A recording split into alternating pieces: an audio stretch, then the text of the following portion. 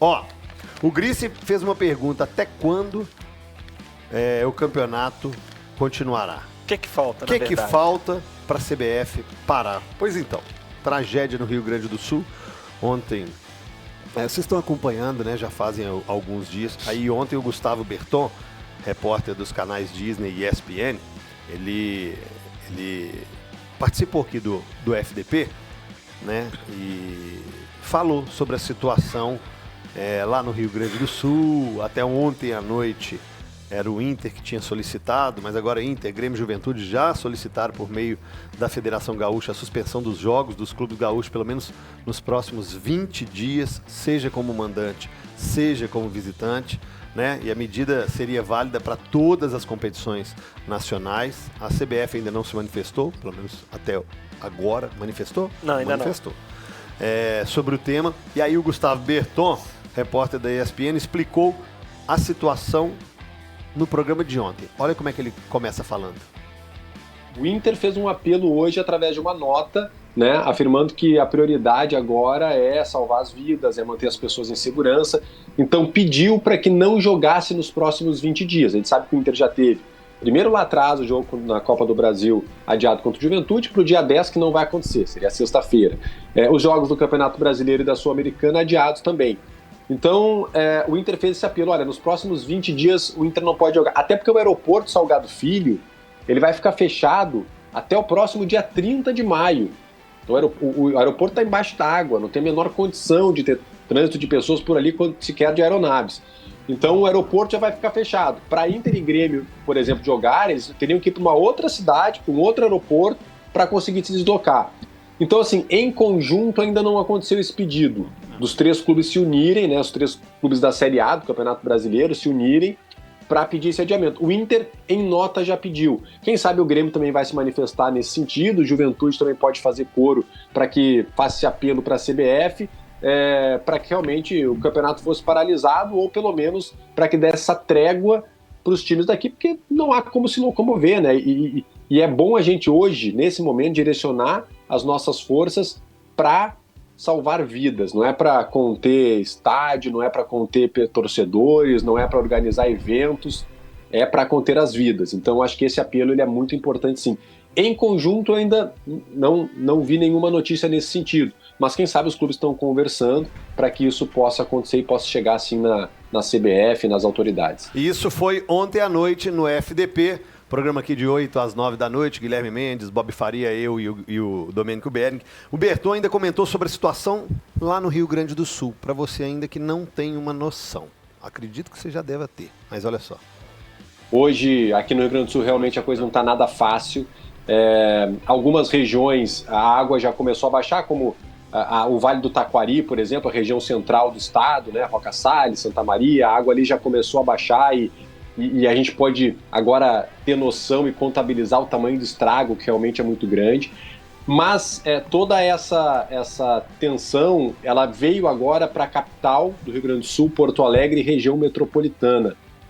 Porque os afluentes começam a descer por aqui. O Rio Guaíba, só para vocês terem uma ideia, é claro que vocês estão acompanhando as notícias, mas é sempre bom a gente repassar. O Rio Guaíba, ele, a partir dos 3 metros, quando ele... O rio que agora é chamado de lago, né? Mas o Guaíba, enfim, quando ele atinge os 3 metros, ele já começa a causar estragos. Nós chegamos a quase 5 metros e 30 centímetros. A última vez que o Guaíba tinha tido uma enchente histórica aqui em Porto Alegre tinha sido lá em 1941, quando ele atingiu 4 metros e 70 e alguma coisinha. Então nós passamos muito essa marca.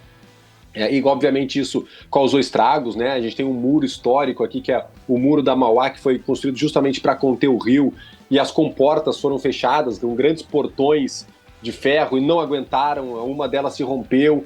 Então tudo isso causou muito estrago. Hoje, particularmente, 2 bairros foram totalmente atingidos, né? O bairro Menino Deus, muito próximo ali do estádio Beira-Rio, e o bairro da Cidade Baixa. Não só pela enchente, mas porque o esgoto não deu conta de bombear a água. Então essa água voltou do esgoto, não ao ponto de atingir o teto das casas, mas, gente, a água do esgoto, ela está entrando nas casas. Então, obviamente, 2 bairros foram completamente evacuados.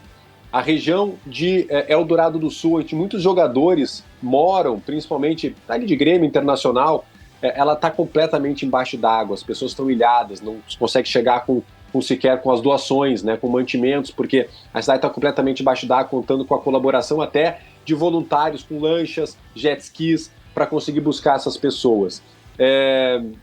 Canoas é uma cidade muito atingida também, enfim, a gente não consegue mais contabilizar o número de cidades, de estradas, já são mais de 80 pessoas que perderam a vida, são mais de 100 pessoas desaparecidas, são milhares de pessoas desabrigadas, sem ter para onde ir, e até as doações chegam nessas pessoas e as pessoas não têm para onde levar as doações, porque as casas foram levadas, foram alagadas, então a gente está num contexto muito grande.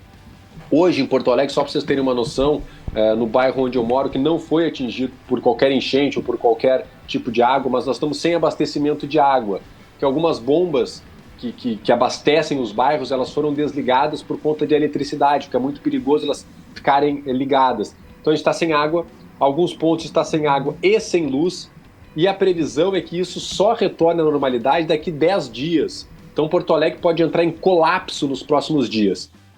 Misericórdia, Vinícius Gris. É muito complicado, CJ, muito complicado. Ontem eu confesso que ontem eu fiquei vendo as imagens e eu confesso que no final de semana não passou batido, mas eu não prestei tanta atenção ao que estava acontecendo assim, recebi as notícias e tudo. Mas ontem fiquei vendo com um pouco mais de calma e é um negócio meio chocante, assim, assustador, né? E dá para falar, né, Gris, que essas foram as primeiras tragédias, porque tem as próximas tragédias, as que virão ainda, né? Exatamente. Ele falou da questão de esgoto ali, essas doenças que virão, lavoura que foi totalmente devastada. A quantidade de gente que vai perder tudo, que vai perder emprego, que vai perder negócio e tudo mais. E aí, assim, o CJ, trazendo para o futebol, que é o nosso assunto aqui, eu acho que tem 2 pontos que precisam ser olhados quando eu falo em paralisar o campeonato e não tirar os jogos não paralisar os jogos de Inter e Grêmio, que foi o que a CBF fez esse final de semana, e que acho até que era o que tinha que ser feito mesmo, porque a gente ainda não tinha, na quinta, sexta-feira da semana passada, a dimensão do que estava acontecendo e do que podia acontecer. Mas tem 2 pontos que eu acho que são importantes. O primeiro é a questão humanitária mesmo do negócio, né? Não dá para Inter e Grêmio jogarem, mesmo que, eles vão conseguir sair da cidade, a CBF vai dar um jeito de transportar os jogadores, eles vão para o Paraná, vão treinar no CT do Atlético Paranaense, que foi algo que foi debatido ontem. A imprensa do Paraná disse que o Atlético Paranaense colocou o CT à disposição, o CT e o estádio à disposição de Inter, Grêmio e Juventude para eles seguirem treinando e jogando no Campeonato Brasileiro. Mas os familiares, amigos, mas galera exatamente, que como é que esses caras deixam para trás os parentes, os funcionários do clube, os torcedores do clube, e vão lá jogar como se nada tivesse acontecendo? Então acho que tem a questão humanitária, é o primeiro ponto. E o segundo é a questão esportiva mesmo, né? Porque o cenário atual que está se pondo, o que vai acontecer? A gente vai adiando os jogos de Inter, Grêmio e Juventude. Beleza. E o campeonato vai seguindo. Vamos supor que a gente precise aí de 20, 30 dias para que possam retornar à normalidade e voltar a jogar. Inter, Grêmio e Juventude vão ter aí 6, 7 jogos a menos do que todo mundo. Aí vai ter Copa do Brasil, Sul-Americana também, que eles vão ter Libertadores, que eles vão ter jogos a menos. Primeiro tem a questão psicológica disso, de você estar 15, 18, 20 pontos atrás de alguns times no campeonato. E mais do que isso, a questão do calendário, né? Porque aí vai chegar um dia daqui a pouco que Inter, Grêmio e Juventude vão ter que jogar dia sim, dia não, para compensar isso. Então, o certo a ser feito nesse momento é paralisar o campeonato. Eu nem acho que precisa ser 20 dias, como disse o Inter. Acho que a gente pode ir fazendo paulatinamente. Adia a rodada desse final de semana, chegar na segunda-feira que vem, avalia qualquer situação e adia mais uma semana. E joga o final da temporada mais pra frente. Sim. É péssimo pra todo mundo, é ruim, como aconteceu lá na época do Covid. Vai atrapalhar o calendário do ano que vem, vai atrapalhar férias dos jogadores, vai atrapalhar os contratos de publicidade, vai atrapalhar a TV que paga caro pelo produto. Mas acho que a gente precisa passar por cima disso. Adia o final do campeonato, joga mais pra frente e aí você se reorganiza, né, o campeonato daqui em diante. Acho que é uma questão de não só de solidariedade, de humanidade, mas de justiça esportiva também com os clubes que não têm culpa nenhuma na tragédia. Durante a pandemia, dá para fazer uma readequação agora exatamente, também. É uma pena para todo mundo, seria péssimo para todo mundo, mas acho que nesse momento não há o que se discutir mais, não tem como continuar o campeonato e ficar adiando jogos de Inter e Grêmio por conta do nosso calendário muito apertado. Porque isso vai gerar um problema ainda maior ali na frente para a CBF lidar com a remarcação desses jogos. Então, assim, acho que esse final de semana não tem a menor possibilidade de ter rodada do Campeonato Brasileiro e acho que a CBF está demorando para tomar essa decisão. Quero ouvir a opinião de Tonton e de Rafa Miranda e a sua, 993169898. 993169898. Você é a favor de paralisar o Campeonato Brasileiro, hein? Pelo lado humano da coisa, diga. Isso não é só um outro ponto rapidinho. Ontem teve até o Juliano, jogador do Santos, falou depois do jogo. O Santos goleou ontem na Série B mais uma vez e o Juliano falou que não dá pra ficar jogando desse jeito. E ontem, assim, eu confesso, eu tenho 2 amigos que moram no Rio Grande do Sul, um em Porto Alegre e outro não. E aí ontem, quando eu tava vendo as coisas assim, eu fiquei tão... Coisa que eu falei, cara, eu nem me liguei se esses caras estão bem, né? E mandei mensagem pra eles. Aí eu tava conversando com um deles, até funcionário do Inter. E perguntando, e ele estava tudo bem com ele. Ele falou, não, o bairro que eu moro aqui é mais alto, não teve nada, minha família está bem e tal, a gente está racionando água, está com algumas dificuldades, mas está tudo bem perto do que está acontecendo. E aí a gente foi conversando e ele falou assim, cara, a grande questão aqui é que não tem uma pessoa que mora aqui em Porto Alegre, que é do Rio Grande do Sul, que tem família aqui e tudo mais, que não conheça uma pessoa, pelo menos, que foi brutalmente afetada. Seja porque alguém morreu, seja porque alguém está desaparecido, seja porque perdeu a casa, seja porque perdeu o negócio, seja porque perdeu o emprego ou porque vai perder o emprego. Então, assim... a gente precisa lembrar também que o futebol é um negócio hoje muito global, né? O Cruzeiro tem um jogador que acabou de chegar do Grêmio, o Gabriel. Acabou de chegar, será que ele não tem amigos lá? Eu não sei se ele é gaúcho, imagino até que seja. Mas será que ele não tem amigos lá? E assim, o Atlético deve ter jogador gaúcho, que tem família gaúcha, que às vezes jogou no Grêmio, no Inter, que conhece um monte de gente lá. Então acho que até por isso mesmo, assim, essa questão mais humanitária mesmo, acho que ela precisa ser colocada em conta também. E ainda tem muita coisa para acontecer, muita coisa que está acontecendo e a gente não pode passar batido, né? No mínimo, um mínimo empatia e uma oração do lado de cá. E se você quiser dar uma ajuda também, tem como, né? A 98 está até disponibilizando esse QR Code. Milhares de pessoas perderam tudo nos temporais do Rio Grande do Sul e o Estado pede socorro. Se você puder fazer parte dessa ajuda, você pode fazer um Pix de qualquer quantia para o canal de doações do governo gaúcho, que o QR Code está aqui na tela, né? Tá do meu lado aqui esquerdo. Para você que está de forma visual, tanto no YouTube quanto na TV. Para você que está no rádio, você pode acessar lá no Instagram, governo_RS. Governo_RS, SOS Rio Grande do Sul, bora fazer parte dessa corrente do bem.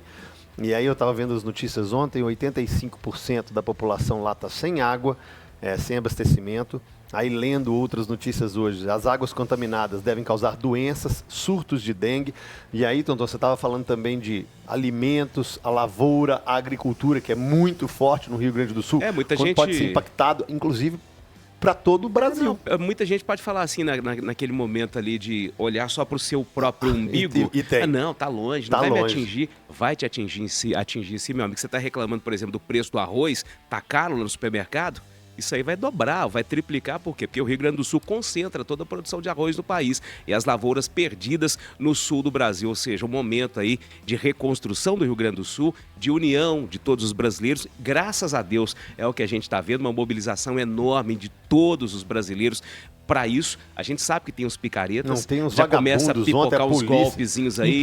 Polícia ontem prendendo os caras que estavam assaltando e roubando casas, exatamente, supermercados. A loja do Grêmio sendo saqueada. Aí não tem base. No meio disso tudo ainda tem isso, né, não cara? Tem condição. Mas a grande maioria está fazendo certo, está fazendo bem, vai dar tudo certo.